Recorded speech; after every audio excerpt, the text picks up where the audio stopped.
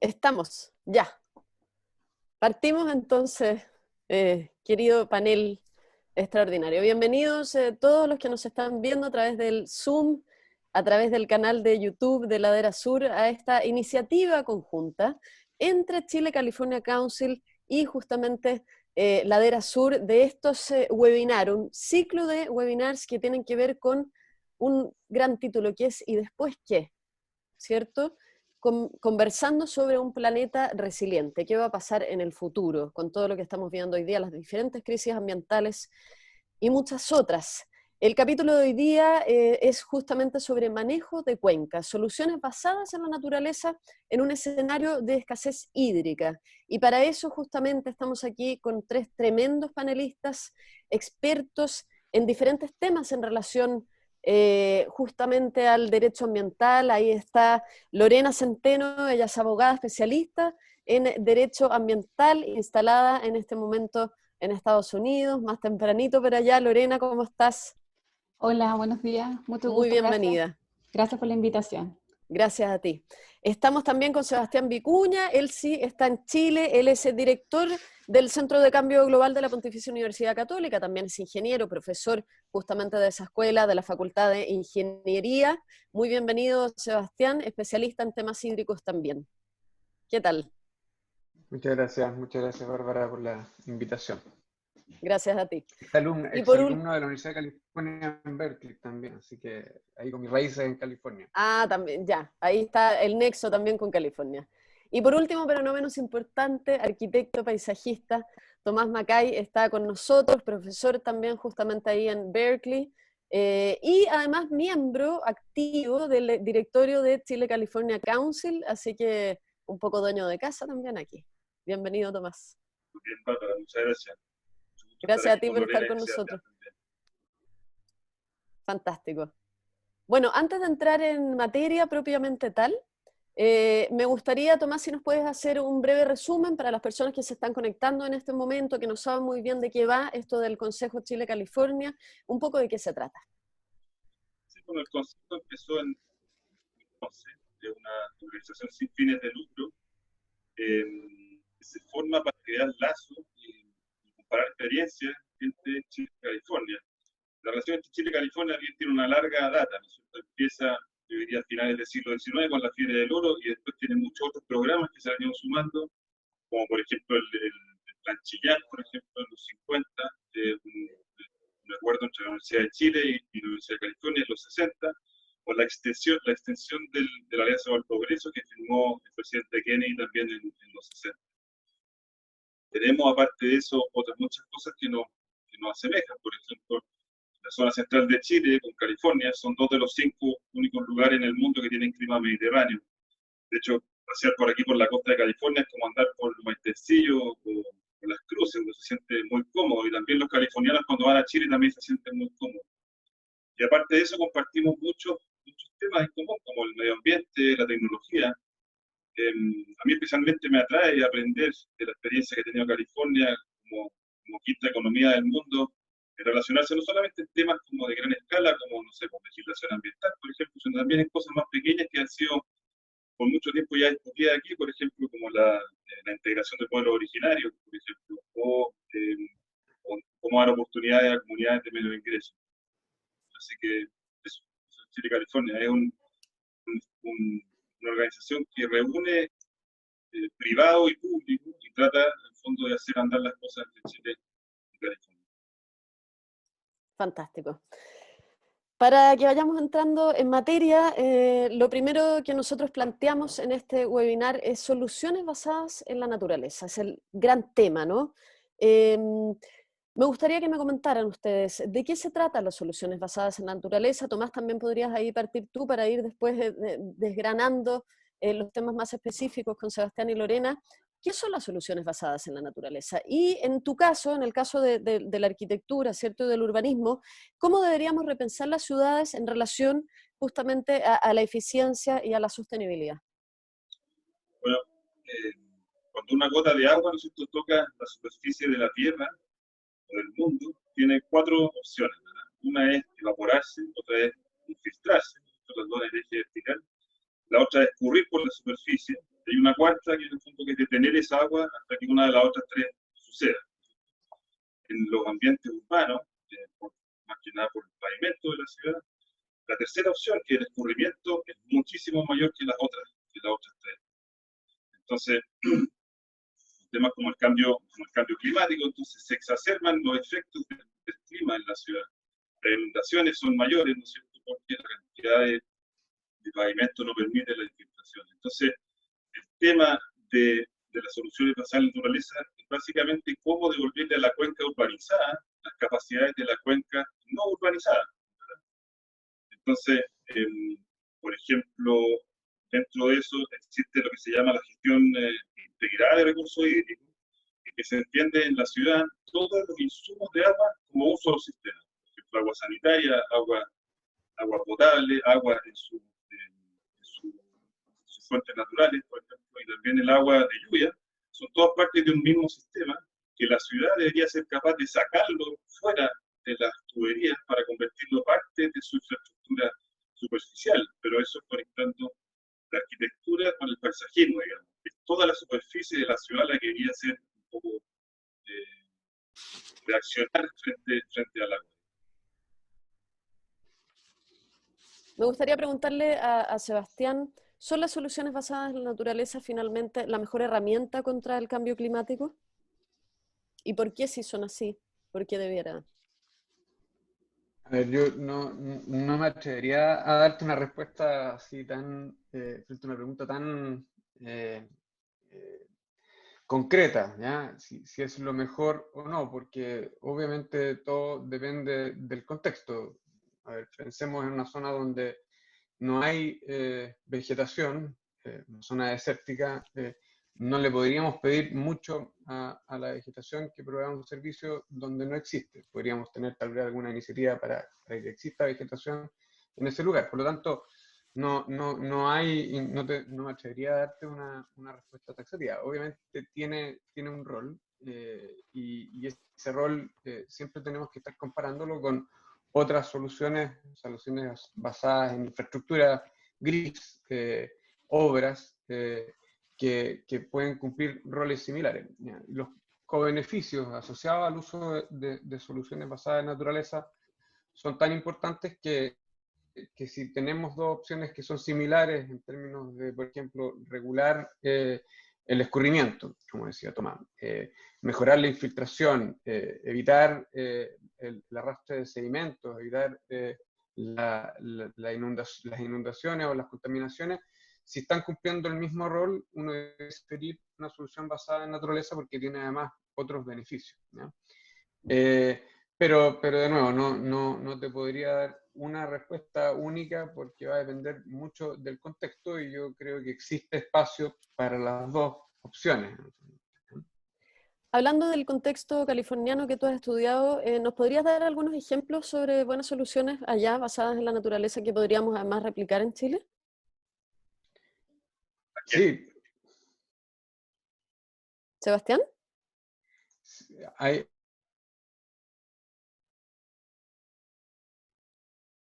Ya, ahí se quedó pegado, Sebastián. ¿Algo? ¿Me están escuchando? ¿Sí? Ahí te Sí, escuchamos, sí. te perdí un minuto. Volvió ¿Qué el me decías? audio. Te preguntaba Me sobre preguntas si ejemplos que hay... en California de soluciones basadas en la naturaleza que te parezcan interesantes, emblemáticos y que podríamos además replicar acá, en Chile. Mira, yo creo que hay un tema que es muy interesante, que ha cobrado mucha fuerza en California en el último tiempo, que tiene que ver con el uso de los acuíferos y la recarga de esos acuíferos, ¿ya? California ha basado su desarrollo y la gestión de sus recursos principalmente, históricamente, a través de grandes obras de acumulación de agua y después de conducción de esta agua, ¿cierto?, por canales que recorren el estado principalmente desde el norte hacia el sur. Pero no se miró por mucho tiempo qué había que hacer con las otras grandes fuentes de abastecimiento de agua que tienen que ver con los acuíferos, y hasta hace poco, hasta que California estuvo en una sequía muy importante, efectivamente se avanzó en una política de gestión de esos acuíferos, donde recargar los acuíferos en momentos donde el agua es abundante pasa a ser un elemento muy importante. Y para poder recargar efectivamente esos acuíferos, tengo que basarme en capacidades que me entrega la naturaleza. Tengo que, como lo mismo que decía Tomás, en el fondo tengo que propiciar que esa infiltración ocurra, que esa recarga ocurra, además de que tengo que construir todo un aparato institucional y legal para que esas medidas sean efectivas. Entonces, yo creo que por ahí hay una lección muy importante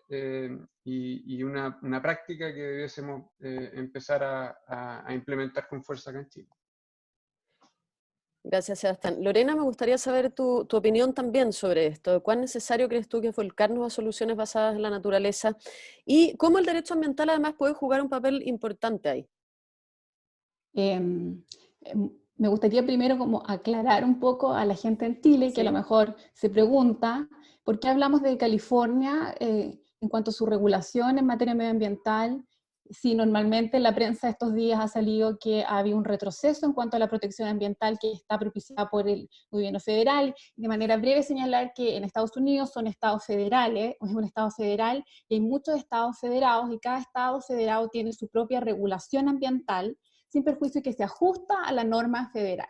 Y en el caso de California, una de sus principales características es que siempre su regulación ha ido más allá de la media de los estados y tiene mayor protección ambiental.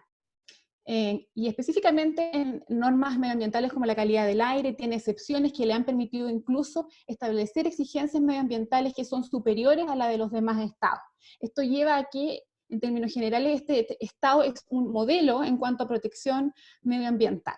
Y respecto de la similitud con Chile, como señalaba Tomás, es efectivo que tienen características geográficas que los hacen similares, pero desde el punto de vista medioambiental es súper interesante para Chile, porque en este país, como es más desarrollado, y Chile es un país en vías de desarrollo, problemas ambientales muy graves se vienen viviendo en Estados Unidos y específicamente en California desde la década de los 60, como por ejemplo la calidad del agua, también la calidad del aire. Esto ha llevado a que la legislación ambiental en California es muy dinámica y se ha ido desarrollando de manera mucho más rápida que la chilena, que en particular en el caso de Chile, con respecto a la protección de los recursos hídricos, tenemos y todavía estamos en el Código de Aguas del año 1981, que está limitado por la Constitución Política de 1980. Solo eso. Respecto a los derechos de la naturaleza, en particular, decir que no es algo propio de California, sino que es algo que se viene produciendo en distintos países, no solo en Estados Unidos, sino que también hay ejemplos de regulaciones basadas en los derechos de la naturaleza en India y también en Nueva Zelanda, y obedece efectivamente al agotamiento de recursos naturales. Entonces lo que se hace jurídicamente es concebir que los recursos naturales dejan de ser una unidad económica, solo un valor económico de explotación, sino que por el contrario, lo que se entiende es que forman parte de un ecosistema en el que todos participamos y en que existe un equilibrio y todos debemos aprender a coexistir con ello. Derecho de la naturaleza significa, en definitiva, que se reconoce jurídicamente como por una ficción jurídica que un río, por ejemplo, un río en particular, tiene capacidad jurídica para demandar acciones de protección, ya sea a través de la legislación de los estados o directamente a través de la comunidad que normalmente vive o que se preocupa de ese río para demandar ante los tribunales o a las autoridades políticas medidas que tengan por objeto proteger. Y así en Estados Unidos han existido juicios en organizaciones de la sociedad civil, han entablado estas acciones, algunas no muy exitosas, pero en otras legislaciones sí se ha contemplado en las constituciones la existencia de los derechos de la naturaleza, como por ejemplo en el caso de la reforma constitucional del 2008 de Ecuador, y también en la jurisprudencia constitucional de Colombia se reconocen los derechos de la naturaleza. En Chile no existe ninguna regulación sobre esa materia y en el evento que se quisiera establecer debiera contemplarse en una reforma constitucional. Eso te iba a preguntar justamente, en toda esta discusión de una nueva constitución, entonces, debieran estar ahí estos pilares que tú mencionas, sobre medio ambiente, según tu criterio? Depende de qué se trate. Por ejemplo, respecto de la regulación del derecho de agua en Chile y de las normas sobre calidad del agua, es efectivamente aceptado casi uniformemente por la mayoría de los expertos constitucionales en Chile que para entrar a la regulación del agua hay que modificar la Constitución. Y eso es en virtud de dos normas, pues si bien hay algunas normas dispersas en la legislación que hablan del agua como un bien nacional de uso público, la limitación al uso del agua es el artículo 19, número 24, que consagra la propiedad del agua. Esto significa que los particulares son dueños del agua y tiene un valor eminentemente económico y carece de normas de conservación como un recurso natural. Ajá. Bueno, después probablemente vamos a volver, o sea, sin duda, creo, vamos a volver a ese tema y ojalá profundizar un poquito más en el tema del Código de Aguas. Tomás, se habla mucho de adaptabilidad como una de las herramientas principales para tener un futuro próspero, o al menos seguro. Me gustaría saber sobre este tema en particular, ¿qué es la adaptabilidad de la que se conversa tanto y cómo podemos tornar las ciudades hacia justamente tener mayor adaptabilidad? Antes se hablaba de los eventos climáticos o desastres naturales como resiliencia, ¿verdad? En que uno volvía como al punto de inicio después de haber tenido un impacto. Hoy en día, como el futuro climático es tan como predecible, se habla más de adaptabilidad porque en el fondo vamos a tener que estar permanentemente tratando de estar en el lugar en que tenemos que estar respecto como al clima. Por ejemplo, es como que es curioso que se sigan inundando los mismos lugares que se inundan, por ejemplo, en Santiago, ¿verdad? En vez de que la cuenca controle esa agua antes de bajar, o, como lo hacen en Singapur, se hagan desarrollos que sean inundables, por ejemplo, ¿verdad? Pero es curioso que la misma gente siga sufriendo con los mismos temas todo el tiempo.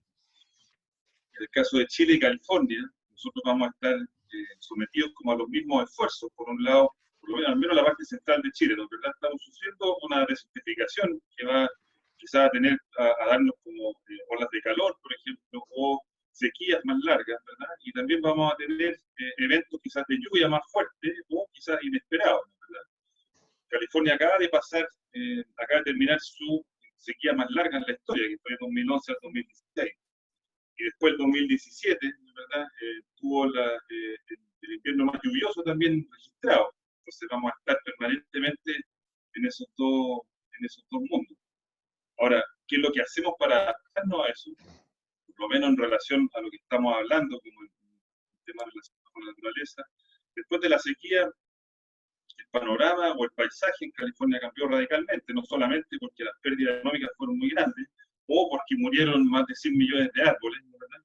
Sino también porque murieron más de 100 millones de árboles porque los acuíferos, como estábamos hablando antes, bajaron tanto y algunos casi se secaron, lo que después también, ¿no es cierto?, genera material para incendios, que es otra cosa que nos relaciona, ¿no es cierto?, también entre Chile y California. Pero en este tiempo en que la sequía golpeó tan fuertemente a California, el paisaje cambió completamente. Por ejemplo, ya no existen, o es muy difícil de ver, pastos regados, por ejemplo.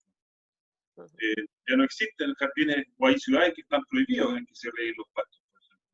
Los estacionamientos, es muy difícil, ahora yo creo que no están permitidos hacer estacionamientos que nos hagan cargo de su propia agua, por ejemplo, con biofiltro o con sistemas de infiltración de agua.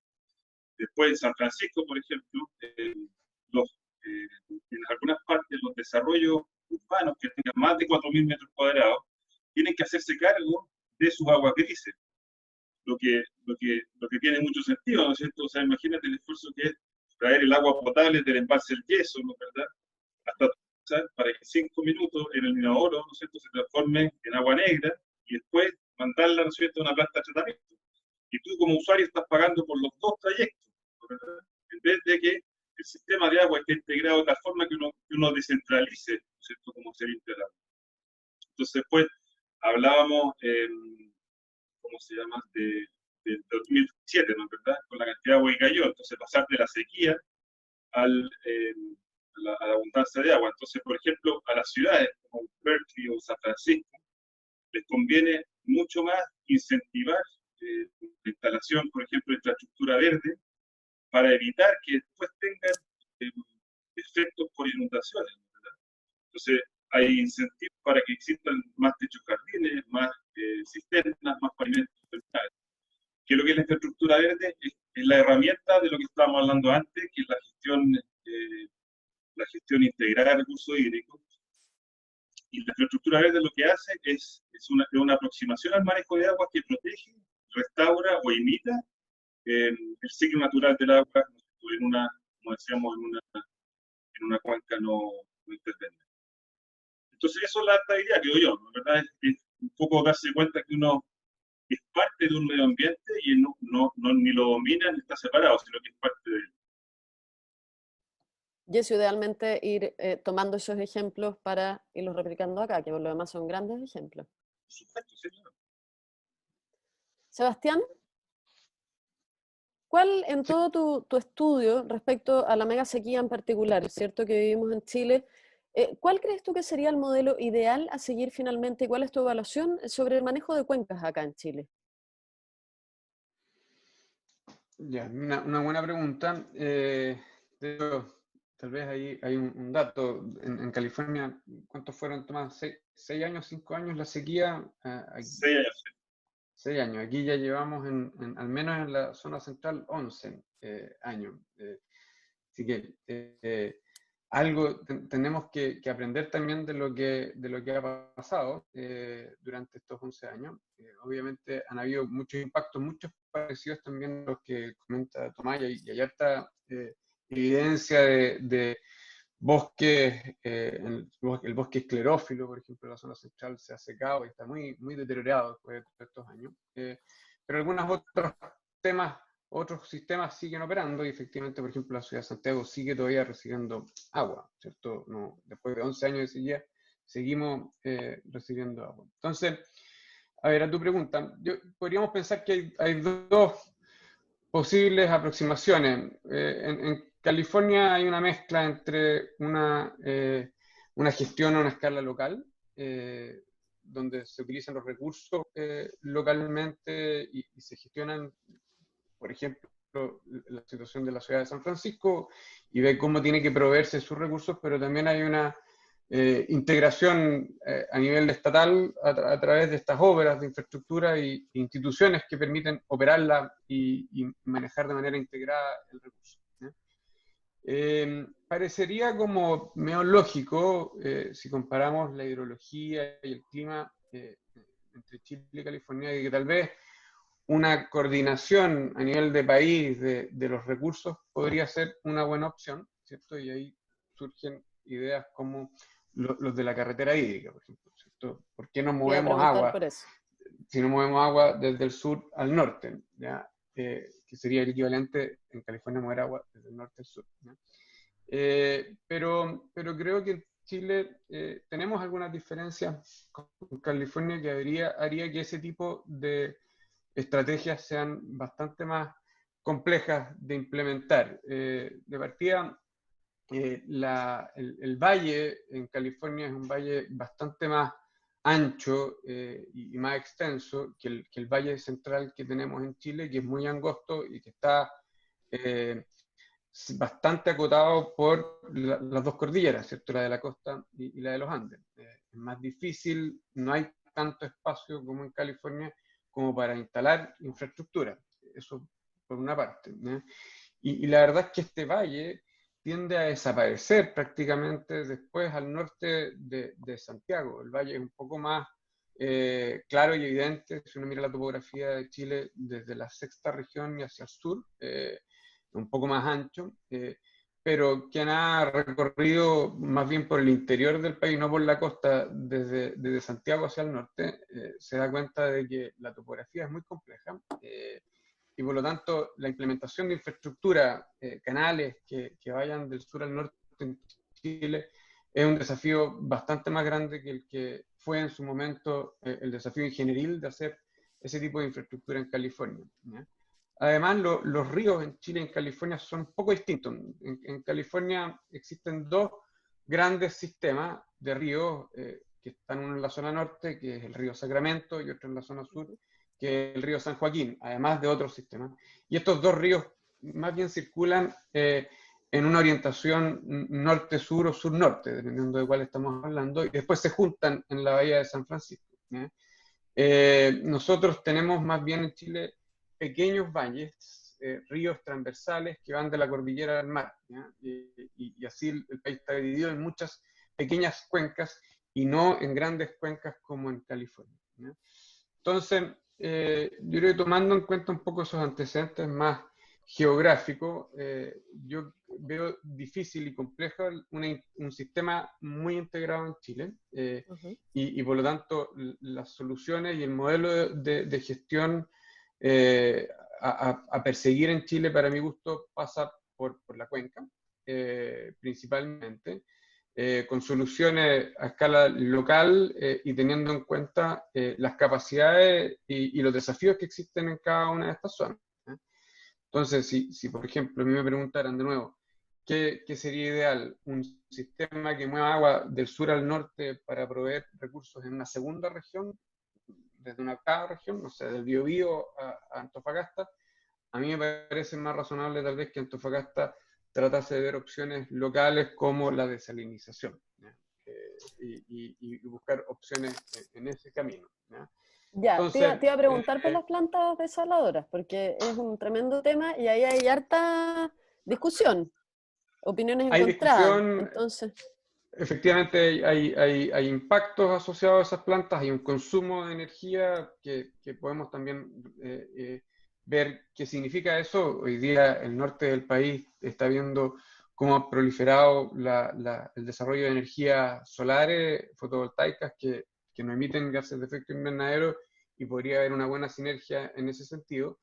A ver, yo creo que tenemos que tener claros que todo desarrollo y el uso del territorio tiene impacto, y por lo tanto, pensar que podemos tener agua en una zona desértica como el desierto de Atacama sin generar algún tipo de impacto en alguna parte, me parece que es difícil de concebir. Entonces, obviamente los impactos de las plantas desalinizadoras hay que tenerlos en cuenta. Hoy día la manera en que se están desarrollando esos proyectos me parece que no está haciendo de una manera ordenada. No tenemos claro algunos aspectos legales, qué significa con esa agua que se está creando desde las plantas desalinizadoras, cómo podemos usarla, cómo ordenamos un marco jurídico respecto de ese tipo de proyectos, que además nos lleva a otra cosa que en California lo han hecho bastante bien, que es el tema del orden del uso del borde costero, que tenemos mucho que aprender también de la experiencia de California en ese sentido, pero eso tal vez da para otro seminario.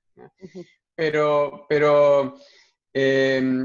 a ver, yo hago un paralelo acá. Hace, no sé, 10 años estábamos, o un poco menos incluso, estábamos en la discusión muy intensa respecto de desarrollar ciertos los recursos hidroeléctricos de la Patagonia.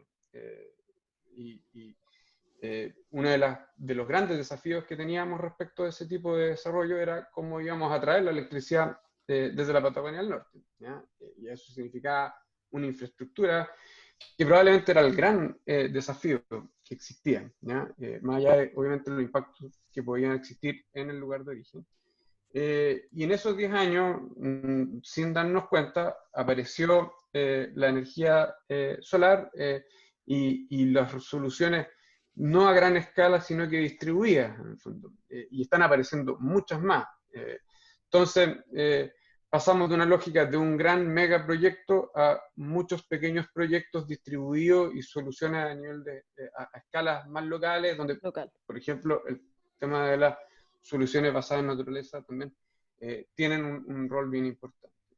Entonces, a tu pregunta, yo creo que nosotros debiésemos seguir apuntando a una gestión de cuenca, y que hoy día no existe de manera bien coordinada, no está bien institucionalizado ese proceso de gestión a una escala de cuenca, de verdad, y con soluciones locales para responder a los desafíos y a las necesidades de los recursos hídricos. Perfecto, Sebastián. Siguiendo un poco con el tema de la carretera hídrica, que es uno de los grandes temas, ¿cierto? Que las personas, quiero decir, se preguntan hoy en día, me gustaría preguntarte, Lorena, ¿Qué perjuicios legales en California han existido a raíz justamente después de las carreteras hídricas? ¿Qué perjuicio o juicios legales? O, Juicios no. legales han existido a raíz de las carreteras hídricas en California, y después si Tomás me puede contestar cómo fue esa experiencia de las carreteras o cómo ha sido la experiencia de las carreteras hídricas en California. Bueno, respecto de juicios específicos no tengo esa información, solo sé que hay informes científicos que están publicados en la página web del órgano gubernamental que dan cuenta de las externalidades negativas del proyecto con relación al ecosistema, pero en California, al igual que con las plantas desalinizadoras, que como decía Sebastián recién, la experiencia de California y de muchos otros países que han enfrentado problemas ambientales nos demuestran que no existen soluciones perfectas en materia medioambiental y que el estado actual de las cosas nos obliga a adoptar decisiones y que generalmente algunos sectores van a ser perjudicados, pero lo importante es que exista información y existan medidas de mitigación de los efectos negativos de un proyecto medioambiental.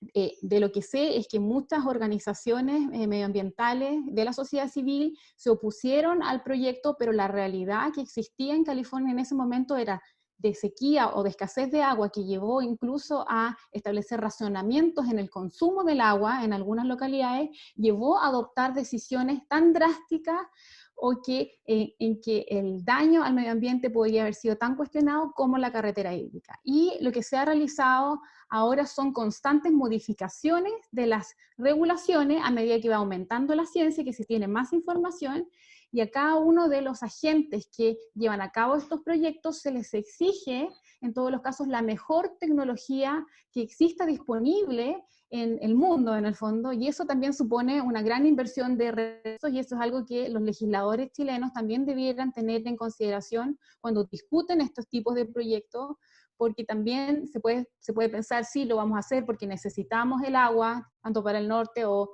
en algunos sectores de la zona central, pero si el Estado no tiene las condiciones de fiscalizar cómo se van a cumplir las medidas impuestas, esto va a quedar en letra muerta, como ocurre generalmente en países que no tienen tanta potestad de fiscalización y de sanción. Gracias, Lorena. Tomás, ¿algún comentario respecto de la carretera hídrica, de la experiencia californiana? Y después quiero volver con Lorena para un tema de derecho ambiental también y de código de aguas. Uno no puede decir que el siglo XX fue como el siglo de la infraestructura gris. Al menos la imagen que tenemos los que nacimos el siglo pasado de Estados Unidos, en ese poderío que tenía Estados Unidos, era básicamente la imagen de infraestructura gris, ¿no? Eran las carreteras, eran los puertos, eran las ciudades como Nueva York, ¿no? ¿Verdad? Y lo que ha pasado es que Estados Unidos no tomó como en cuenta que esa infraestructura gris hay que mantenerla. Entonces, esa infraestructura ahora que está cumpliendo, no sé, 100 años, 80, 70 años, está empezando a caer en el fondo de su calidad. Y acaba de salir un informe de la Sociedad Americana de Ingenieros que van a tener que gastar de aquí al 2025 $4,5 trillones si quieren mantener como la misma calidad de infraestructura. Ahora, como están las cosas en todo el mundo, no sé si van a ser capaces de gastar esa cantidad de plata de aquí a 15 años. ¿No? Entonces, lo que uno se pregunta, y especialmente pasó en California a partir de los años 60, ¿cuánto cuesta mantener la infraestructura? ¿Verdad? ¿O qué otras soluciones hay que permitan no estar manteniendo una infraestructura indefinidamente? Ahora, la carretera hídrica yo creo que funciona acá, en el fondo en el Valle Central, pero por ejemplo, las bombas que sacan el agua del delta de San Francisco para mandarla al sur son las instalaciones que gastan más energía en el mundo en un solo lugar. O sea, es una locura. Yo personalmente creo que es más importante tratar de pensar en profundidad cómo hacer que las cuencas sean más eficientes en vez de estar inyectando agua en el fondo permanentemente. Lorena, aunque en el papel se supone en Chile que la primera prioridad con respecto al agua es el consumo humano, lo cierto es que son 350.000 personas finalmente en el país las que no tienen acceso al agua potable. que no cuentan, ¿cierto?, con agua potable. Entonces, que además es un tema mucho más complicado hoy en tiempos de emergencia sanitaria, por lo demás.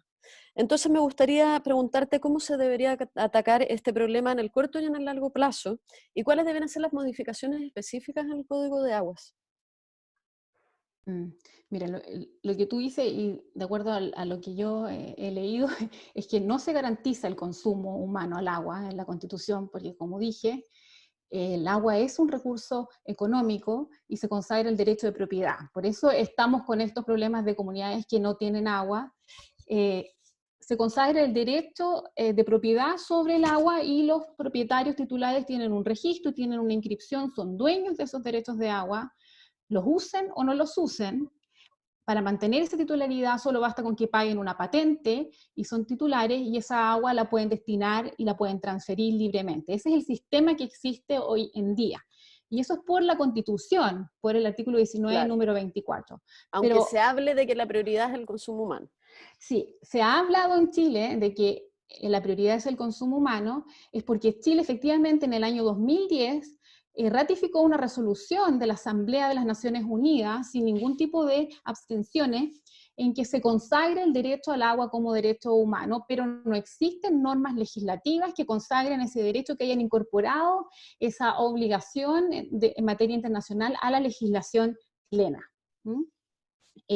Respecto del Código de Aguas, el Código de Aguas regula administrativamente cómo se va distribuyendo el recurso y se efectúan fiscalizaciones para evitar que los otros propietarios utilicen el agua de personas que tienen legítimo derecho. Eso respecto de las aguas superficiales y respecto de las aguas subterráneas. No existe legislación tal cual como una ley, pero sí hay resoluciones administrativas que se han ido implementando en este último tiempo, sobre todo porque existe un sobreuso de las aguas subterráneas, y eso también se puede hacer un paralelo con lo que pasó aquí en California, porque era una situación similar en que tampoco había regulación, y finalmente aquí en California se han establecido propuestas e iniciativas que han establecido regulaciones para evitar el sobreconsumo de los acuíferos legislativamente. Respecto de las propuestas para el Código de Agua, ahora se tramita un proyecto de reforma del Código de Agua que no tiene por objeto cambiar el modelo de la propiedad del agua, porque requiere de una reforma constitucional, se mantiene el modelo de propiedad privada, pero lo que sí tratan de hacer es aumentar las facultades fiscalizadoras de la Dirección General de Agua, como asimismo disminuir los periodos de tramitación de los procesos administrativos, porque como el problema de la escasez del agua es un problema que se está acrecentando, incluso en el sur de Chile, porque muchas personas dicen, no, en el sur tenemos mucha agua, pero han habido casos de agricultores en la zona de la 8ª región que se han visto impedidos de regar porque efectivamente han habido desvíos y robos de agua y usurpaciones de agua. Y eso, desde el punto de vista de la legislación chilena, como es un poco atrasada, no es tan rápida, ha generado que los procesos administrativos normalmente se demoran 6 meses cuando tú tramitas, por ejemplo, un amparo de agua. Y eso significa que ese agricultor no pudo regar en la temporada que tenía que regar. Y ahora, por ejemplo, veíamos en la prensa que la DGA había obtenido, las partes habían obtenido una resolución favorable para lograr que se mantuviera el curso natural del agua. Pero a los 6 meses ya efectivamente no les sirve, y este agricultor probablemente se vio perjudicado por la falta de agua. De manera que todas las propuestas que se están haciendo ahora son más bien paliativos, no transforman el modelo y tienen por objeto hacer frente a la urgencia de la sequía que se está produciendo en algunos sectores del país. Yo sí he revisado aspectos de California que sería importante consagrar en Chile. En la legislación no podría darte una propuesta de qué es lo que yo quiero que sea el Código de Aguas, porque eso evidentemente tienen que hacerlo los expertos. Ajá. Pero me parecen interesantes aspectos que se observan en la legislación de California, es que existen normas sobre calidad del agua, y que en Chile no tienen tanta difusión. Es un tema un poco oscuro, la calidad de las aguas que la gente está tomando, sobre todo en áreas rurales o en áreas que no tienen saneamiento. Otro aspecto interesante, que para los efectos de la adopción de decisiones en materia de agua, en California la ciencia tiene un rol relevante. Los científicos forman parte de las juntas o direcciones del gobierno que toman decisiones en materia en materia administrativa, pero no me estoy refiriendo a que solo los citan y los hacen exponer sus informes, sino que son estos informes los que se utilizan para adoptar las decisiones políticas o administrativas. En consecuencia, los científicos son fundamentales en la adopción de las normas medioambientales. Otro aspecto que difiere de lo que ocurre en Chile es que hay mucha participación ciudadana y que la participación ciudadana es fomentada desde el Estado federal hacia abajo. Y cuando hablo de participación ciudadana, no estoy diciendo hay que se permita que los manifestantes salgan a la calle, sino que existe financiamiento estatal para que estas organizaciones de la sociedad civil puedan capacitarse, puedan contratar abogados para entablar acciones para proteger sus intereses medioambientales, y también en muchos casos representantes de estas organizaciones de la sociedad civil forman parte de los consejos que toman acuerdos medioambientales, de manera que su voz es escuchada y se le da un rol fundamental. Ahora estaba revisando que en la junta que maneja el agua en California hay 3 integrantes, uno es designado por el Ejecutivo y obedece más bien a un perfil político, otro es un ingeniero que es un experto en materia de aguas, y la tercera integrante de la Water Board es una representante de las organizaciones de la sociedad civil, como para que dimensionemos cómo California refuerza la participación ciudadana, no criminaliza a los activistas medioambientales, y eso también es una realidad que difiere de lo que ha ocurrido en Chile, y se asegura también la publicidad de las decisiones administrativas en materia ambiental. Y ese es un tema que el derecho administrativo, que se aplica en todo, pero en particular al tema ambiental, tiene gran relevancia, porque los ciudadanos acá tienen derecho a conocer desde que existe una iniciativa de una resolución administrativa, existe una obligación que se llama de notificación y de comentario. Cualquier miembro de la sociedad puede tomar conocimiento de esto y puede formular sus propias observaciones o puede requerir información respecto de los efectos medioambientales de ese proyecto. Situaciones que a veces en Chile sí pueden existir por la ley de transparencia, etcétera, pero no es tan accesible para el común de los ciudadanos. Tampoco un ciudadano sin mucha información y sin muchos recursos no puede acceder a hacer comentarios jurídicos o medioambientales a decisiones administrativas, y en muchos casos nos encontramos que la participación de la ciudadanía en estas decisiones siempre llega muy atrás cuando ya los proyectos están listos.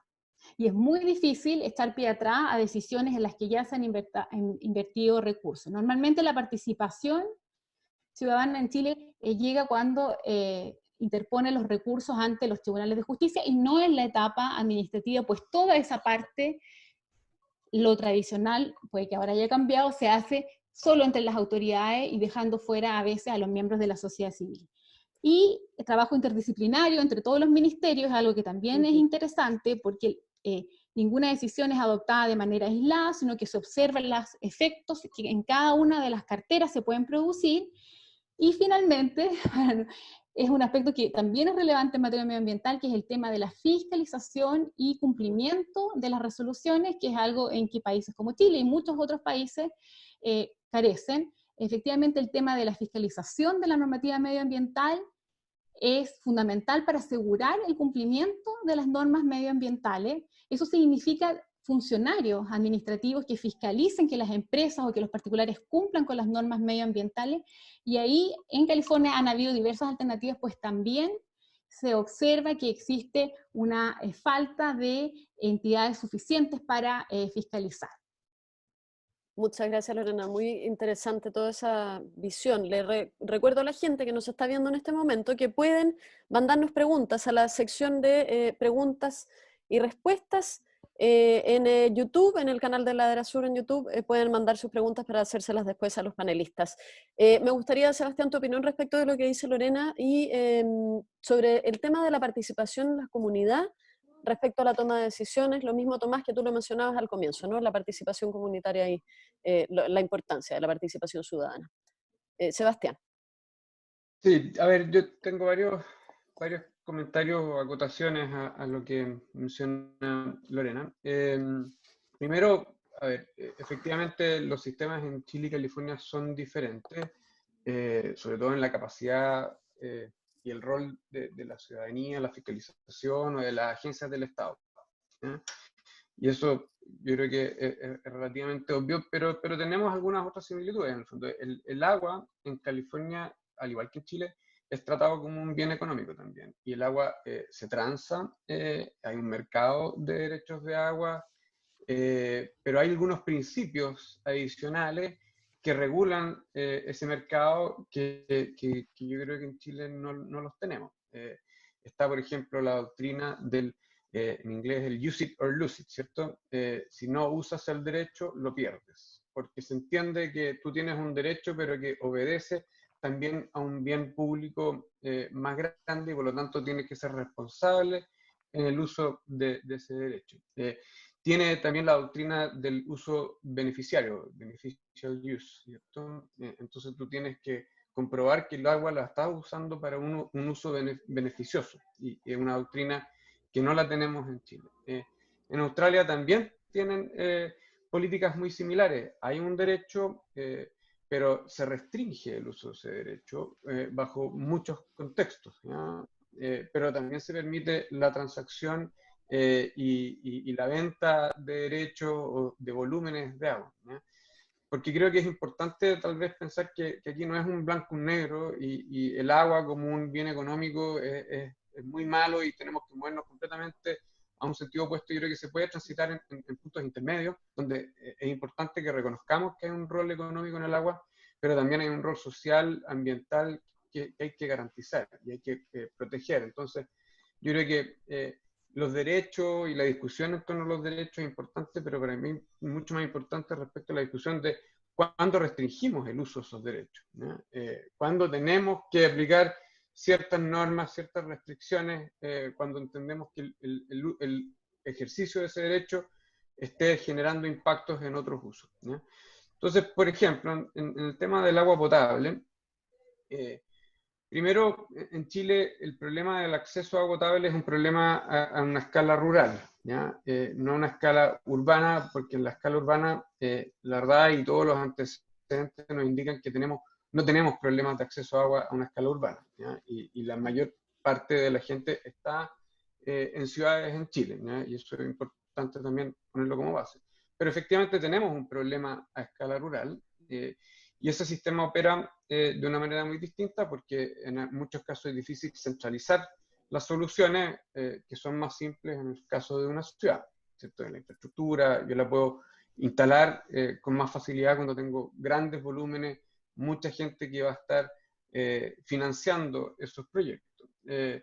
Y el sistema rural en Chile tiene un par de componentes. Primero, que la infraestructura la financia el Estado, es un proceso en ese sentido subsidiado, y después la operan las comunidades, ¿sí?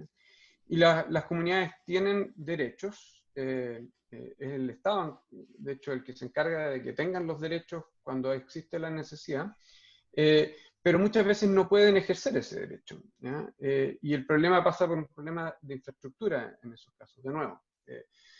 El caso, ¿cierto?, emblemático, Petorca, la cuenca del Petorca en Chile. El problema no es que la APR, que se queda sin agua, no tenga un derecho. El derecho lo puede tener. Pero ¿qué le pasa? El nivel de agua bajó tanto que no puede sacar el agua con su bomba, ¿ya? Y por lo tanto no es un problema del papel legal de la capacidad de poder extraer agua, sino que es el problema físico de que no puede llegar a esa agua porque no tiene la capacidad de invertir para profundizar su pozo, por ejemplo. O, como decía Lorena, porque tenemos un sobreotorgamiento de derechos en estas cuencas, porque no tenían la información apropiada cuando se entregaron los derechos, y por lo tanto hay un consumo que es superior a la cantidad de agua que llega naturalmente a ese sistema, y constantemente están bajando los niveles, ¿no? Entonces, a mí me parece importante distinguir la conversación del derecho como como el instrumento legal y que está, ¿cierto?, en la discusión del código, con la posibilidad de ejercerse derecho y las restricciones que decimos tener en la sociedad respecto de dónde tenemos que controlar el ejercicio de ese derecho, ¿no? Y me parece que es importante tener esas distinciones, porque tampoco nos vamos a resolver el problema si es que legalmente decimos esta es la primera prioridad, si no tenemos la infraestructura para poder realmente llegar con el agua para satisfacer esas necesidades. A todo esto, yo creo que en la discusión del código, estoy de acuerdo con Lorena que no hay todavía una discusión así estructural respecto del modelo, pero yo creo que hay un bastante consenso en que tiene que haber una prioridad declarada en el consumo de agua humano, y yo creo que no hay ningún actor hoy día que esté participando en esa discusión que no considere que eso tiene que estar ahí. Y entiendo además que de todas las rondas que han habido en la discusión, las distintas comisiones, eso se mantiene, ¿ya? Y probablemente va a haber un cambio importante que va a dejar al menos en el Código de Agua, y después veremos cómo la discusión en la Constitución, de que el consumo de agua humano es prioritario respecto de otros usos, ¿no? La pregunta interesante va a venir después a qué significa eso. Por ejemplo, pensemos de nuevo en Santiago. Santiago, una gran ciudad, 6 millones de personas. ¿Tengo que garantizar el consumo de agua humano para todos esos usuarios? ¿Tengo que garantizar el consumo de agua potable para alguien que usa esa agua para regar un jardín de 10.000 metros cuadrados o llenar una piscina en el verano? No lo sé. Es el tipo de garantías que queremos hacer, porque la verdad es que lo que está usando ese usuario es agua potable y que es satisfecha por un sistema de distribución de agua potable. Entonces, hay muchos, obviamente, detalles que después vamos a tener que revisar respecto de qué significa consagrar ese tipo de derecho, cómo, a quién, qué nivel, qué es lo que estamos realmente consagrando, en qué contextos, ¿ya? Eso es un par de cosas que quería comentar. Y lo otro, de la participación y cómo las comunidades son parte un poco de la discusión de los temas del agua, yo creo que ahí tenemos una gran deficiencia también. La lógica de la participación en Chile ha estado exclusivamente centrada en quienes tienen los derechos, y ellos forman un club, ¿cierto? Una organización de usuarios que se organizan y administran cómo se distribuye el agua, pero ese club no participan quienes no tienen derechos, no participan las comunidades, no participan intereses ambientales que no tienen derechos, por ejemplo. Entonces, hoy día claramente es un gran desafío, porque el agua no es un problema solamente de quienes tienen los derechos. Todos tenemos intereses respecto de cómo se usa el agua, cuánta agua debemos usar y cómo. Y como decía al principio, en ese sentido, estamos lejos de los procesos participativos que tienen situaciones similares como las de California, Australia, pero que en términos geográficos y climáticos, pero que han obviamente avanzado mucho respecto de la participación de los distintos actores en estos procesos. Gracias, Sebastián. Ya tomará la palabra Lorena, que yo imagino que tiene bastante que decir todavía respecto a lo que comenta Sebastián, pero me gustaría ir ahora con Tomás, justamente sobre lo que hablamos, ¿cierto? La participación de la ciudadanía, la participación de las comunidades, la participación de los pueblos indígenas que tú comentabas al principio. Y también me gustaría tu opinión sobre lo que decía Lorena de la participación activa de la ciencia, finalmente, en todo este tema de la toma de decisiones. Para la participación de la ciencia, empezando por la cola, es algo que especialmente en California ha tomado cierto vuelo, no necesariamente en el resto de Estados Unidos. Para mí ha sido súper impactante ver cómo la participación de las comunidades en California. Personalmente me siento súper parte de una comunidad, por ejemplo, ¿verdad? La gente sale, toca la puerta del vecino y se conoce uno a otro y se organiza para los eventos, por ejemplo, como yo no he visto en ninguna otra parte del mundo. Entonces uno se siente parte de una comunidad. Ahora, las comunidades tienen, por un lado, el espacio para desarrollarse y el gobierno los acoge. Por ejemplo, la municipalidad, los que aprueban las cosas son los vecinos, no necesariamente son los revisores, por ejemplo. Y después, por otro lado, lo que es increíble es que las comunidades son muy proactivas, son muy despiertas, son muy activas. Entonces, por ejemplo, llega y se organizan 100 personas y se hacen los amigos, por ejemplo, de la quebrada de no sé cuánto, por ejemplo, que queda aquí a 2 cuadras. Y ellos se preocupan de cuidarla, se preocupan de mirarla, y los vecinos son siempre los que están viendo todos los días lo que está pasando, entonces tienen mucho más capacidades de cuidarla. Si es que, no sé, si es que hay destrozos, si es que hay gente sacando áridos, por ejemplo, o si es que alguien está botando basura, los vecinos están ahí mirando y reaccionan inmediatamente. Entonces, por ejemplo, un ejemplo bien... por otro lado, las comunidades también pueden presentar proyectos de ley, lo que es increíble, encuentro yo. Pueden presentar proyectos en que, no sé, pues dicen, proyecto en el que se destine parte, por ejemplo, de los impuestos a mantener, por ejemplo, un cierto lugar, un área verde o una quebrada o lo que sea. Me parece espectacular. Un ejemplo que es bien representativo acá en la bahía, por ejemplo, de San Francisco, fueron 3 mujeres que se organizaron en los años 60 para tratar de recuperar el borde de la bahía. Eso empezó en los años 60 y hoy día es un proyecto en curso que ya ha recuperado más de 6.000 hectáreas de humedales en la bahía de San Francisco. Esos humedales, volviendo al tema de las soluciones basadas en la naturaleza, son los que se van a preocupar el día de mañana de proteger a la ciudad y estos 9 millones de personas que viven alrededor del agua, en relación también a la subida del nivel del mar. Así que, por lo menos acá en California, lo que es la participación ciudadana es bien increíble. Ahora, en relación a las comunidades, por ejemplo, lo que han hecho en California, por lo menos lo que yo estuve viendo, es que se armó un triángulo virtuoso, en el fondo, entre parques nacionales, entre la Universidad de Berkeley, especialmente, por ejemplo, el Departamento de Antropología, y las comunidades mismas, ¿verdad? Entonces, ¿qué es lo que pasaba? Que los parques nacionales se preocupan de integrar a las comunidades y sus costumbres, ¿no es cierto?, para el manejo sustentable, ¿no es verdad?, del paisaje, mientras la universidad se encargaba de alimentar esas comunidades estudiando, ¿no es cierto?, estudiando esa misma comunidad, ¿no es cierto?, estudiando sus tradiciones, estudiando sus formas de ver el paisaje. Entre los tres, en el fondo, se alimentan. El Estado que recibe a la comunidad y la academia que informa también a la comunidad. Y entre los tres, en el fondo, hacen un triángulo que encuentro que funciona súper bien. Gracias, Tomás. Lorena, si quieres agregar algo respecto de este tema y respecto de la participación de pueblos originarios también. Respecto de lo que decía Tomás, agregar sobre la participación, otro aspecto que a mí me ha llamado la atención y que no se ve en Chile es la participación de los niños y de los adolescentes.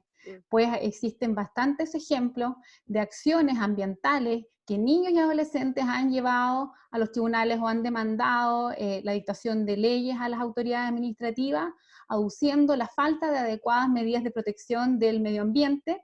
Y hay, por ejemplo, un caso emblemático sobre cambio climático que fue entablado por jóvenes, que es el caso Juliana, y que está pendiente de resolver, pero es un ejemplo de no solo lo que está pasando en Estados Unidos, sino que también de otras actividades o acciones reclamando protección climática en todo el mundo. Y en Chile eso no es posible porque existen normas que impiden a los niños participar en la vía jurídica y solo podrían hacerlo a través de sus padres.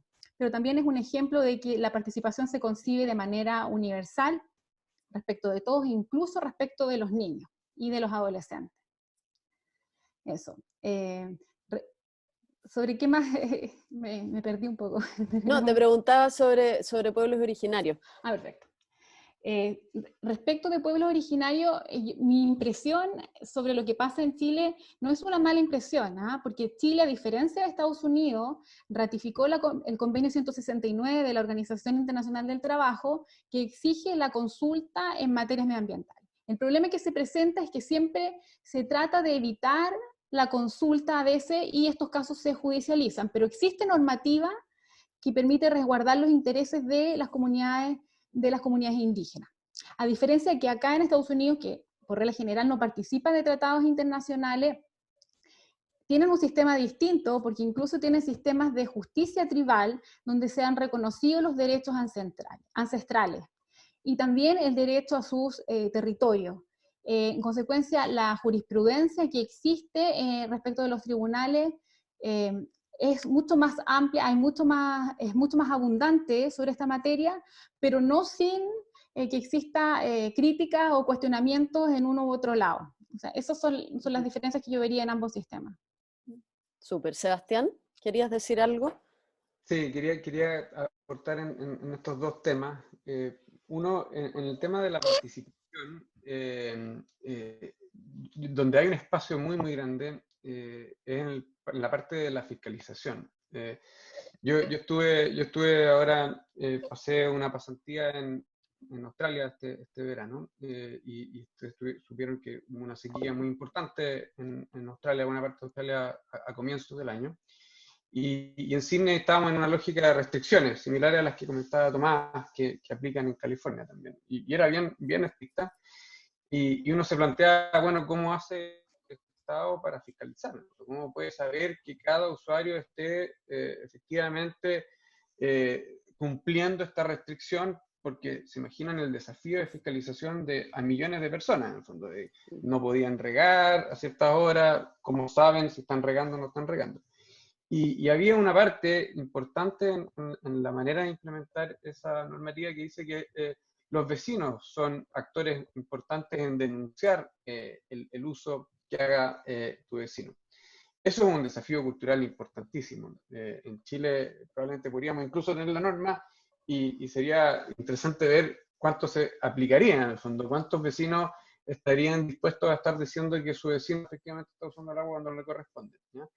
Y eso obedece a varias cosas. Yo creo que uno es a que entienden que de nuevo, en la lógica del agua hay un bien mayor, un bien común, que lo que hace el otro nos afecta a todos. Y eso yo creo que no somos capaces de apreciar mucho en Chile. Y entendemos entonces que en ese caso, por ejemplo, estamos afectando un derecho, ¿cierto? El derecho a usar el agua, pero entendemos que no lo podemos usar completamente porque tenemos que obedecer a un bien mayor, ¿no?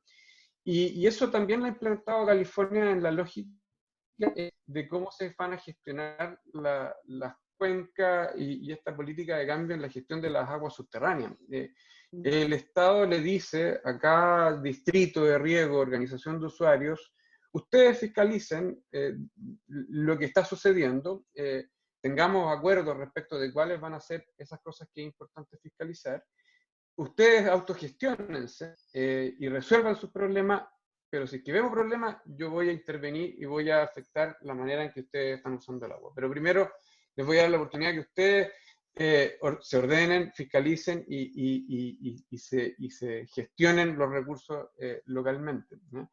Y eso me parece que es una manera bastante inteligente también de hacer estos procesos cuando los recursos son limitados. Fiscalizar es costoso y no tenemos como Estado, y tenemos muchas necesidades y vamos a tener muchas más en el futuro, ¿cierto? No podemos pensar que vamos a tener un ejército de fiscalizadores de la DGA, la Dirección General de Agua, fiscalizando cada uno de los lugares de las cuencas. Entonces, creo que el rol que tienen los usuarios, que tienen los vecinos, que tienen las comunidades en una fiscalización de qué es lo que está sucediendo en cada una de las cuencas, ciudades, lo que sea, yo creo que es un espacio muy, muy, muy importante y efectivamente los países más desarrollados han sabido aprovecharlo de manera bastante buena. Bueno, ya nos quedan algunos minutos, tenemos que ir cerrando. Entonces, Sebastián, me gustaría que nos comentaras específicamente del tema de los embalses, porque hay que tocar de todas maneras ese tema en esta conversación. ¿Qué opinión te merece toda esa discusión? Y por otro lado, ¿es factible reconvertir ecosistemas como una fórmula futura?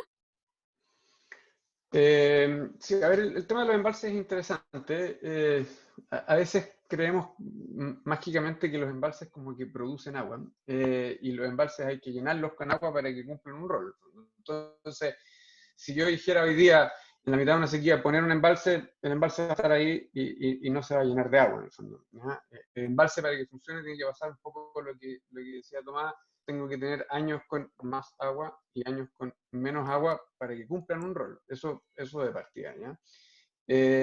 Y hay casos de cuencas en Chile con gran capacidad de embalse, pero que usaron tanto los recursos, la cuenca del río Limarí, por ejemplo, y se extendió tanto el uso del agua que los embalses no fueron suficientes para sostener esas necesidades en un contexto de sequía, ¿no? Entonces, más embalse, igual resolvemos los problemas, no, porque depende de dónde y depende de cuál va a ser la función que va a tener en función de la demanda de agua, ¿ya?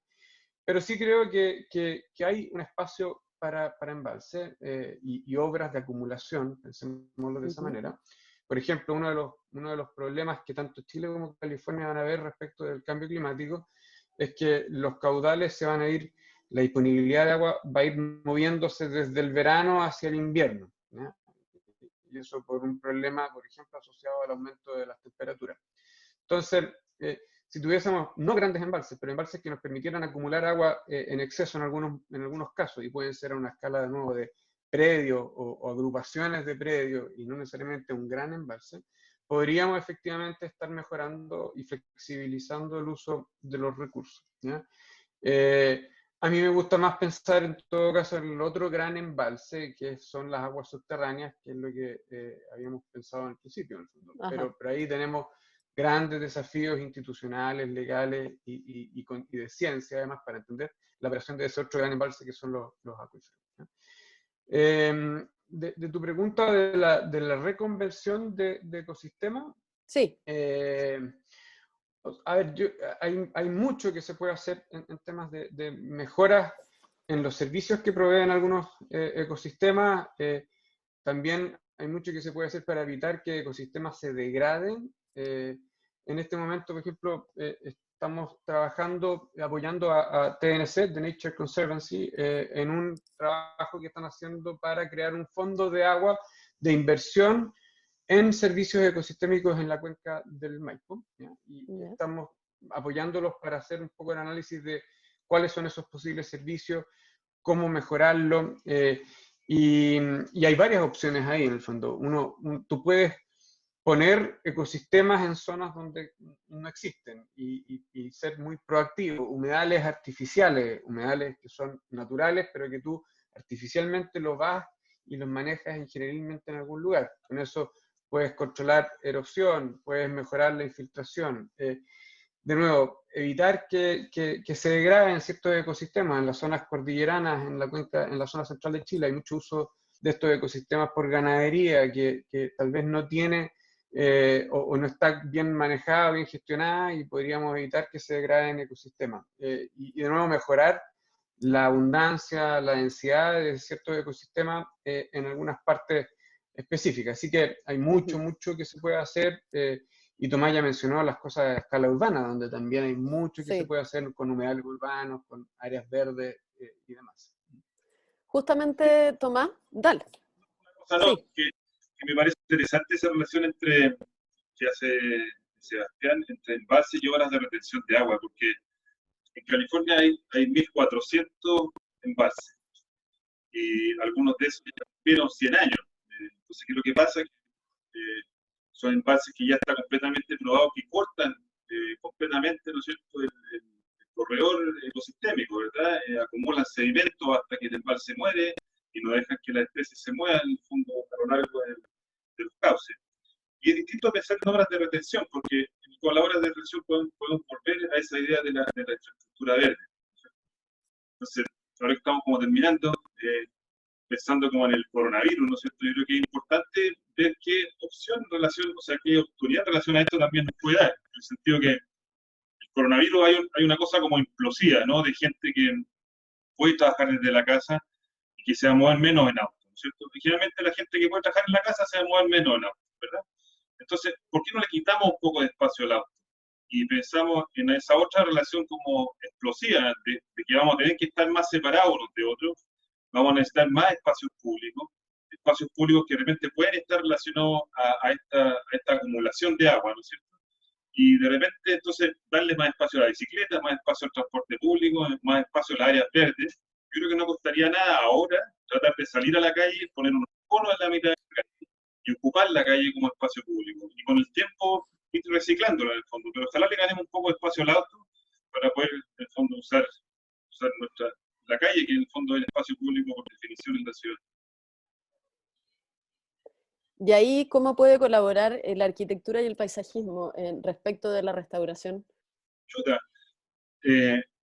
creo que la arquitectura, los arquitectos y los paisajistas tienen un rol súper importante en esto por dos cosas. Una, porque la disciplina, en el fondo, te fuerza a trabajar siempre con especialistas y gente de distintas partes. Y esto es una cosa que tiene que ser interdisciplinaria, como decía Lorena. Eso por un lado. Y por otro lado, los diseñadores, o sea, arquitectos y paisajistas, tienen la posibilidad de darle forma a las cosas. Y si las cosas no tienen forma, es muy difícil hablar de ellas. Entonces hay que proponer, hay que hacer concursos, hay que proponer cosas. Incluso si nadie te pregunta, yo creo que igual es bueno que nosotros como arquitectos o paisajistas tomemos la iniciativa y presentar cosas y movernos, como lo está haciendo, por ejemplo, esta organización de los Cerro Isla de Santiago, que encuentro que es un gran ejemplo en el fondo para los que están haciendo cosas en el paisaje o en la ciudad. Bueno, vamos a ir a las preguntas del público, pero antes, Lorena, específicamente el tema de derechos humanos, que es un tema que tú estudias, y en relación al cambio climático, ¿hacia dónde debiéramos girar? Respecto del cambio climático, lo importante con relación a la crisis del agua, y para hacer el paralelo, es que efectivamente el cambio climático se ha determinado por los expertos en derechos humanos que va a producir y está produciendo efectos más gravosos en las comunidades más vulnerables. O sea, los pobres, los inmigrantes, mujeres, niños, personas con discapacidad son los que van a ser más afectados. Y es precisamente lo que se ve, por ejemplo, ahora con la crisis del coronavirus, con la pandemia, que efectivamente se genera tal caos que estos grupos minoritarios quedan abandonados de las medidas o políticas gubernamentales. En consecuencia, lo que yo podría decir, y que se relaciona también con el tema de justicia ambiental o justicia climática respecto del cambio climático, es que todas las medidas que se adopten por las autoridades gubernamentales deben siempre considerar a las bases, a la sociedad, para que no queden desconectadas, porque a veces, por ejemplo, los estados pueden estar adoptando metas ambiciosas para combatir el cambio climático, pero si no tienen las medidas de adaptación respecto de sus ciudadanos, evidentemente estos, cuando vengan las inundaciones, la sequía, son los que están afectados y son los que siguen con sus peticiones a la autoridad respecto de que les falta agua, de que efectivamente no tienen condiciones de habitabilidad adecuadas para vivir. Con relación al agua, hago la encrucijada. Ahora tenemos zonas que están reclamando mayor número de litros de agua porque estiman que por la pandemia debieran tener acceso a eso, y se ha prolongado esa petición sin que exista una opinión claro, precisa respecto de cuánta es el agua a la cual ellos debieran tener acceso y cómo las autoridades administrativas han ido solucionando el problema, y en la práctica lo que se ha visto ahora es que son los particulares o los miembros de esa misma comunidad los que se han tratado de procurar el agua. Y es un tema que es preocupante. Por ejemplo, en Argentina, la semana pasada falleció una activista ambiental que vivía en una zona en que no había agua y que reclamaba por mayor acceso a agua, y falleció precisamente por COVID. Entonces, si no adoptamos medidas para combatir el cambio climático que consideran a todos los miembros de la comunidad, se generan estas crisis sociales o estos conflictos sociales que impiden a su vez que los estados puedan avanzar. Muchas gracias, Lorena. Tenemos un par de preguntas, aquí las voy a hacer para todos y cada uno va viendo ahí que si quiere contestar o no, si se siente identificado con esa pregunta. Paul Durogiani pregunta, él es profesional además de la Dirección General de Aguas, pregunta, ¿se ha referido a la variedad del concepto de soluciones basadas en la naturaleza, o sea, NBS, como una de las principales limitantes para su promoción? Aquí hay dos posiciones. La sobresimplificación del concepto para vender mejor la idea, lo que a veces es el llamado greenwashing, o bien la formulación comprensiva de que detalle de la capacidad de estas tecnologías para solucionar múltiples objetivos o que entregue múltiples beneficios, lo que lleva a veces a la dificultad de entender el concepto, dice él. ¿En qué lugar se encuentran ustedes? Esa es la pregunta. Puedo partir yo diciendo solamente que... Sí, toma. O sea, ojalá que todas las acciones en relación a la conservación del agua o el manejo de la cuenca sean integradas, ¿no? Ojalá que sean consensuadas y sean como parte de un esquema de aproximación más o menos inteligente. Pero uno puede hacer cosas a distintas escalas, ¿verdad? A escala de la vivienda, a escala del barrio, a escala de la ciudad, a escala de la cuenca al final. Y me parece a mí que todo lo que se haga es bueno. En ese sentido no me parece vago. Especialmente pensando en esto que viene de las comunidades o que tiene un efecto directo como infraestructura verde en los espacios públicos de las personas. Así que por lo menos yo lo veo desde ese punto de vista, como del lado positivo, más que el negativo. ¿Sebastián? Sí, no, a ver, hay dos elementos quizás. Uno, que efectivamente en algunos casos sabemos mejor o entendemos mejor cuál es el rol de la infraestructura verde en la provisión de ciertos servicios y es factible, y hay evidencia de algunos casos donde tal vez no hemos adelantado en diseñar, por ejemplo, estos programas de pagos por servicios ecosistémicos sin tener claridad respecto de cuál es el rol, ¿ya? Y por lo tanto ahí hay una necesidad de mejorar el conocimiento y tener, yo creo que, base científica y métodos y maneras de ir midiendo estos servicios en el diseño de estos instrumentos, ¿ya? Pero yo también lo tomo más del lado positivo y no quiero pensar que esto es solamente un lavado de imagen implementar este tipo de medidas. Los beneficios directos en la lógica del agua son uno, además de muchos otros beneficios. Y a mí me parece que en términos generales, ¿no? También las empresas o quienes financian este tipo de instrumentos tienen que cumplir un rol en la sociedad, no solamente el que cumplen en términos de generar empleo y el producto, el servicio que generan. Y por lo tanto, si son capaces de financiar para generar este otro tipo de beneficio, a mí me parece bastante bueno en el fondo. Así que yo creo que tenemos que aprender más, sí, y respecto de cuál es el servicio efectivo. Y yo por el pronto no tengo problemas en que hayan esquemas donde tengamos que lograr mecanismos de financiamiento de esto a través de distintos tipos de aportes. Lorena, ¿algo que agregar aquí? Solo decir Vamos. que entender el derecho a la naturaleza es obvio que puede ser un poco choqueante para los chilenos que están acostumbrados a cosas más concretas, y esto es un cambio en el paradigma de la regulación ambiental.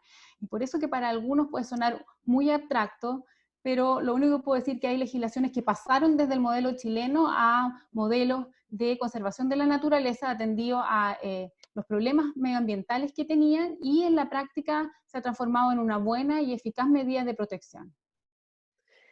Preguntan también, ¿la geografía de Chile resulta beneficiosa o inconveniente para el manejo de cuencas? ¿Lo puedo partir yo también? Sí, puede. Es que es algo que Chile tiene una estructura geográfica que yo encuentro que es muy potente, ¿no es verdad? Tenemos las dos cordilleras, el valle, y entre medio tenemos una secuencia de valles, ¿no es verdad? Que van de norte a sur. Son infinitos microvalles que van de uno a otro. Entonces, si uno sale para afuera de la casa, ahora todos estamos sentados en una cuenca, ¿no es cierto? Da lo mismo donde estemos sentados. En Chile, si uno sale afuera de la casa, inmediatamente puede reconocer cuáles son las cumbres y cuál es la pendiente, ¿verdad? Entonces, es muy fácil, creo yo, que la educación o que nuestra propia voluntad se relaciona a la cuenca donde estamos parados. Perfecto. Sebastián. Sí, no, buena la aproximación de Tomás. Efectivamente, yo creo que eso nos debiese ayudar a tener una afiliación, ¿cierto? Una conexión con el lugar donde habitamos, que a veces lo perdemos de vista. No, me ha tocado mucho trabajar en la dinámica de esta cuenca, la del Maipo, donde estamos, está en la ciudad de Santiago. Y yo creo que los santiaguinos se nos olvida que estamos en una cuenca.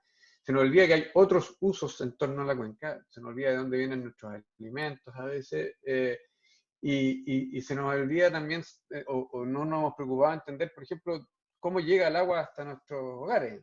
Y en la medida que entendemos que esto ocurre en un sitio geográfico que en el caso de Chile es bastante más acotado que el de California, porque de nuevo es lo que comentaba también al principio, somos como varias microunidades y con dificultades en la integración, y por lo tanto tenemos que entendernos y resolver nuestros desafíos en esa escala. Así que yo creo que eso, que puede ser una dificultad, yo creo que también es una oportunidad en ese sentido. Lorena, hay otra pregunta por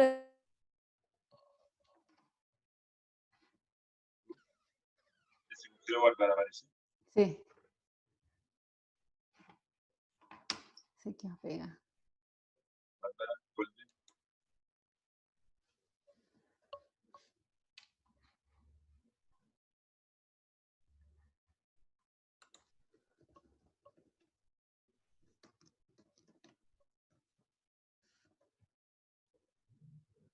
Que perdimos a Bárbara. Sí.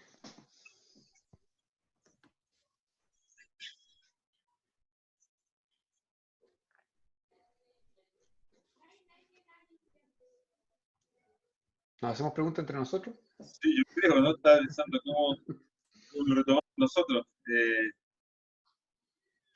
Sebastián, tú estás trabajando en la cuenca del Maipo, más que nada, ¿verdad? O igual. Principalmente, sí. Ajá. Ya llevo un tiempo trabajando en esta cuenca pensando en los desafíos del cambio climático y obviamente ahí el tema de la disponibilidad de agua para la ciudad de Santiago es un tema muy relevante. Y uno aprende hartas cosas. Por ejemplo, la misma cuenca presenta grandes diferencias. Quienes están más cerca del río Maipo y de las posibilidades de tener recursos del río Maipo viven una realidad completamente distinta en las zonas más alejadas, como en el norte de la cuenca, en el norte de la región metropolitana, Tiltil, cierto, Colina, más alejado y con mayores dificultades de acceso. Volví. Y eso yo creo que es una cosa también, estamos hablando un poco de los desafíos de las cuencas, entender también las diferencias. Bárbara, te perdimos un rato y empezamos a Perfecto, improvisar. sí, no sé qué pasó. Yo que decía que era tan bueno el 3G, que conéctense por ahí, al final me salió el tiro por la culata y todo al revés. Oye, ya, bueno, vamos ya cerrando, porque hay personas que tienen otras actividades a las que asistir ahora también, Sebastián. Pero nada, fue realmente un placer. No sé si quieren agregar algo al cierre, a modo de reflexión, antes de terminar esta conversación. Pues yo personalmente quisiera decir nada, que darle fuerza como a la gente en Chile. Encuentro que tantas cosas que están pasando al mismo tiempo. Eh, Ojalá que todo lo difícil que está pasando nos ayude a reflexionar en lo importante que es el territorio, los valores de la biodiversidad, el valor de tener acceso a agua pura, potable.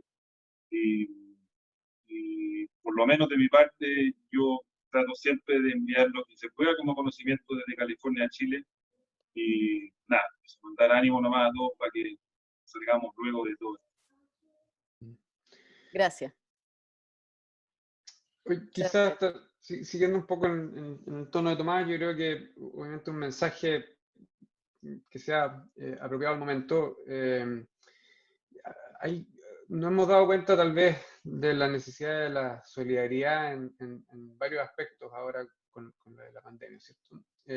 Y vamos a ser muy conscientes de esa necesidad muy pronto y de manera creciente. Yo creo que también podemos pensar en una lógica de solidaridad en el agua. No todos tienen los mismos recursos ni las mismas capacidades de usar los recursos que legalmente tienen acceso. Y yo creo que si pensáramos en una lógica de solidaridad hídrica en la gestión de nuestras cuencas y entendamos dónde están los problemas, vamos a tener muchos beneficios. Así que yo hay un mensaje un poco a tratar de mirar este problema de esa manera, no de las trincheras, de la colaboración y ver un poco los roles que tienen los distintos tipos de soluciones.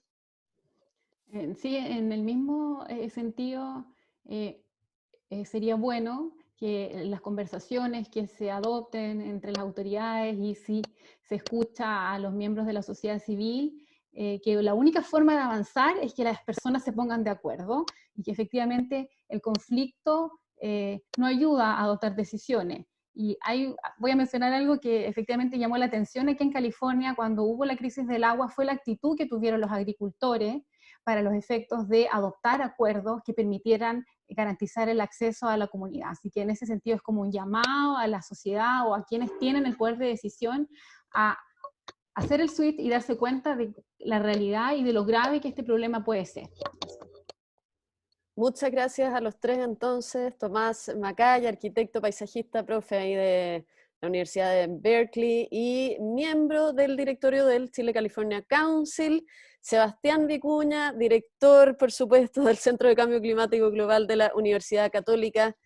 Y Lorena Centeno, abogada, especialista en Derecho Medioambiental, también allá desde Estados Unidos. Muchísimas gracias a los tres. A las personas que nos vieron, los dejamos invitadísimos a suscribirse al canal de YouTube de Ladera Sur, porque toda esta conversación va a quedar ahí arriba, a estar atentos a nuestras redes sociales, porque se viene un próximo conversatorio. Esta vez va a ser sobre zona costera, así que está bien, bien interesante. Gracias a los tres.